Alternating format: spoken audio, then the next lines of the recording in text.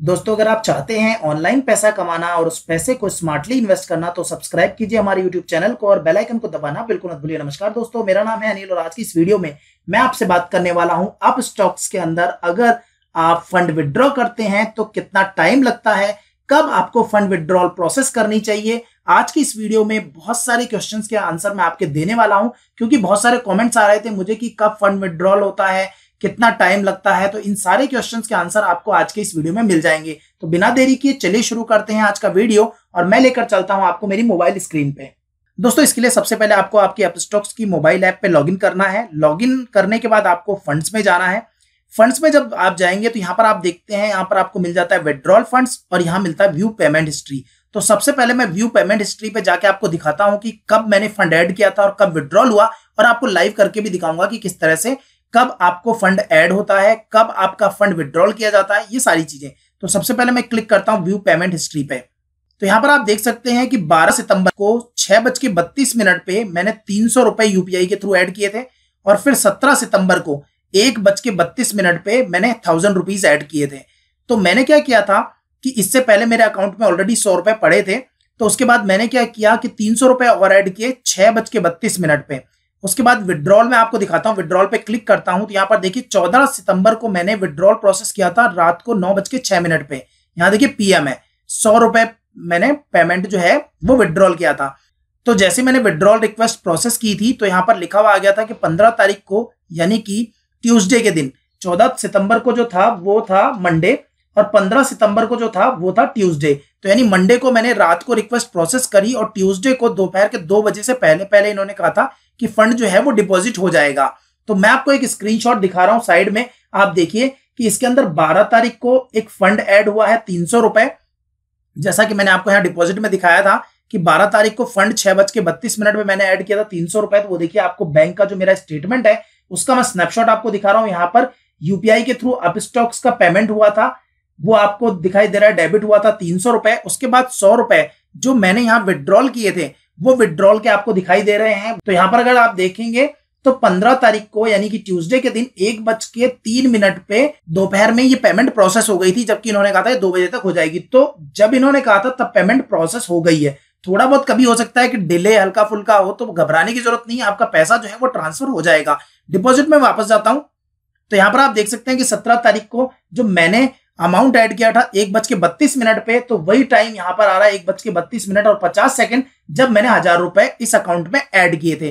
तो यहाँ पर क्या है कि जब भी आप रिक्वेस्ट रात को प्लेस करते हैं वर्किंग डे में, तो वो जो रिक्वेस्ट है वो दूसरे दिन दोपहर तक प्रोसेस हो जाती है या दूसरे दिन आपको शाम तक वो आपका जो पैसा है वो डिपॉजिट हो जाएगा। तो यहाँ पर मैं आपको पहले समझा देता हूं कि कब फंड आपको ऐड करना चाहिए और कब विड्रॉल करना चाहिए, और उसके बाद मैं आपको फंड ऐड और विड्रॉ करके ये भी बताऊंगा कि जब आप करंट में फंड ऐड करते हैं तो वो फंड विड्रॉल के लिए अवेलेबल नहीं होता है।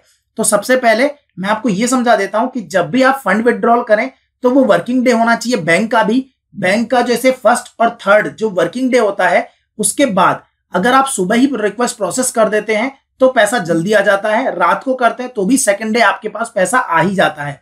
एक्सेप्शनल केस में पैसा हो सकता है थोड़ा डिले हो जाए, अदरवाइज पैसा कभी भी डिले नहीं होता, सेकंड डे आपका पैसा आ जाता है। लेकिन अगर बीच में सैटरडे संडे बैंक का हॉलिडे है, यानी कि आपको पता है सेकंड और फोर्थ जो होता है वो बैंक का हॉलिडे होता है, तो अगर आप फ्राइडे की नाइट में रिक्वेस्ट प्रोसेस करते हैं तो आपका पैसा जो है वो सैटरडे संडे में नहीं आएगा, फिर आपका पैसा वो मंडे में ही आएगा। तो जैसे मैं बात करूं, आज जब मैं वीडियो बना रहा हूं तो यह है सैटरडे को मैं रिक्वेस्ट आपको प्रोसेस करके बताऊंगा कि जो विड्रॉल है वो कब प्रोसेस होगा। तो चलिए सबसे पहले मैं आपको एक डिपॉजिट और एक विड्रॉल करके बताता हूं कि किस तरह से आपको विड्रॉल करना है, और उसके बाद आपको लास्ट में कंक्लूजन बताऊंगा कि कब आपको विड्रॉल प्रोसेस करना चाहिए। तो यहां पर अब मैं बैक चलता हूं, फंड में देख लीजिए आप 1186 रुपए अवेलेबल है। अगर मैं विड्रॉल फंड पे जाता हूं तो यहां पर आपको पूरे अवेलेबल टू विड्रॉ है 1186 रुपए, ठीक है। तो मैं अब क्या करता हूं, पहले मैं फंड ऐड करके दिखाता हूं आपको। तो मैं यहां नीचे ऐड फंड पे क्लिक करता हूं, यहां पर मैंने 200 रुपीज टाइप कर दिए हैं, यहां पर बैंक अकाउंट आ रहा है मेरा और यहां पर नीचे यूपीआई के थ्रू ट्रांजैक्शन कर रहा हूं मैं, जिसके अंदर कोई भी चार्जेस नहीं लगते हैं। लेकिन अगर आप नेट बैंकिंग के थ्रू ट्रांजैक्शन करते हैं तो आपको 7 रुपीज पर ट्रांजैक्शन पे करने पड़ते हैं। तो जब भी आप ट्रांजैक्शन कीजिए वो यूपीआई के थ्रू कीजिए। तो यहां पर मैं अपना यूपीआई का एड्रेस डाल के कंटिन्यू पे क्लिक करता हूं। तो यहां पर मैंने मेरा यूपीआई का एड्रेस डाल दिया है, कंटिन्यू पे क्लिक करता हूं। यहाँ पर अब क्या करना है, आपको जो भी आपकी यूपीआई की एप्लीकेशन है उस पर जाना है और वहां पर पेमेंट को अप्रूव करना है। तो मैं मेरे दूसरे मोबाइल पे अप्रूव कर देता हूं।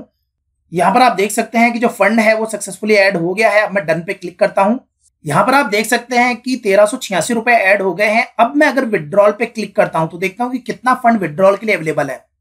अब यहाँ पर आप देख सकते हैं कि सिर्फ 1186 रुपए ही विड्रॉल के लिए अवेलेबल है। जो 200 रुपए मैंने अभी ऐड किए हैं वो विड्रॉल के लिए अवेलेबल नहीं है।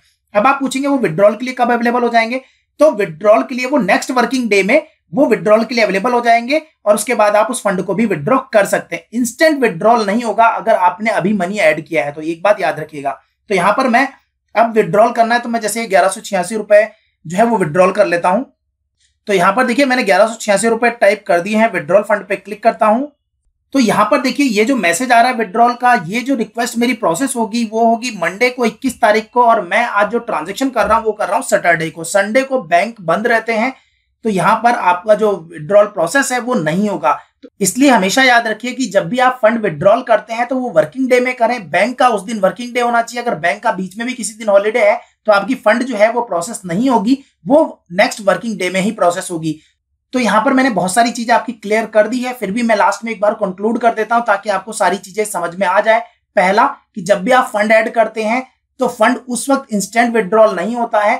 फंड 24 घंटे के बाद ही आप विड्रॉल प्रोसेस कर पाएंगे, पहली बात। दूसरी बात, अगर आपने फंड विड्रॉल किया है, बीच में कोई बैंक का हॉलीडे है, तो उस दिन विड्रॉल प्रोसेस नहीं होगा।